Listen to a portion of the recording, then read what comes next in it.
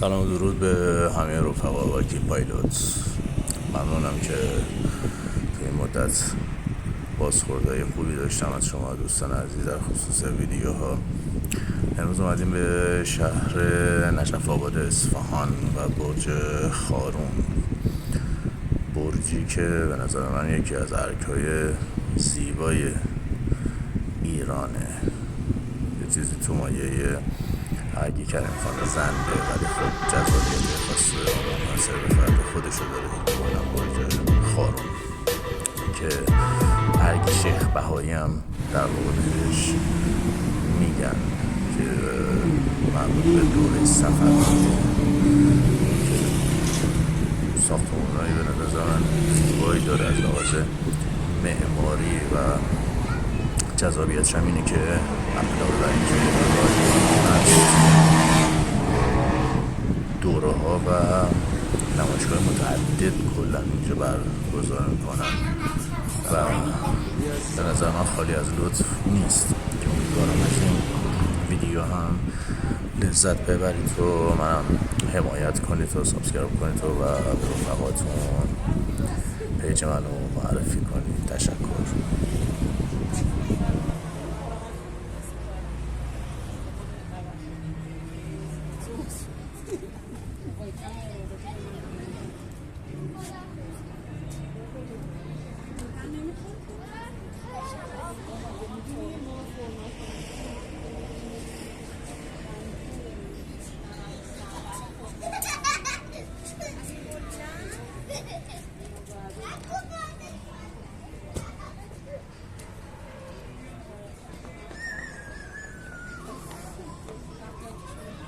همونطور که ملاحظه میکنید کلا یه سری ساختمون هایی هست از قبل متعلق به خود ارگ هست که حالا بخشای اداری داره، غرفه های بسیار متعددی که اینجا زدن و مردم ازش استقبال میکنن. هم اکثر غرفه هم به صورت دوره‌ای در واقع هست.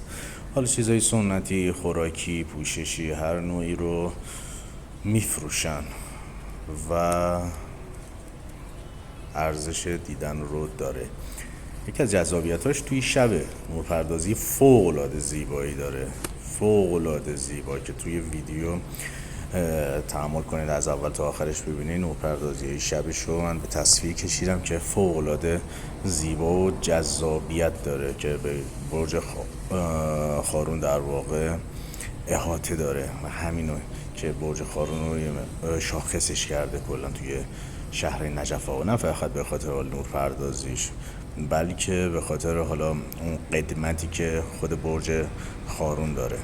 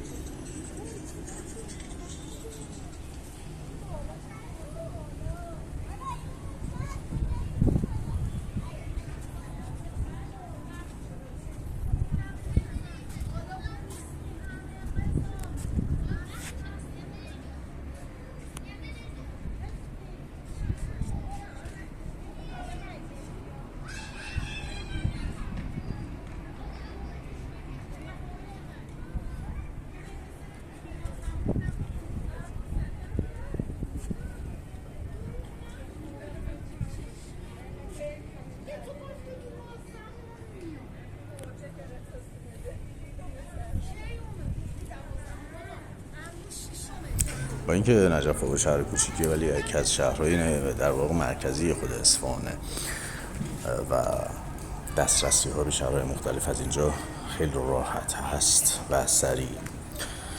این برج خارون هم یه چیز جالبی که داره، یه پرده سینمایی فوق‌العاده جذابی بغل دست خودش داره که چسبیده به خود همین برج خارون، فرهنگسرا و پردیس سینمایی هست. اصلا نجف آباد به نظر من تو این حیطه ها از بعضی از شهرهای بزرگ خیلی پیشرفت های خوبی داشته کلا تو این سالها.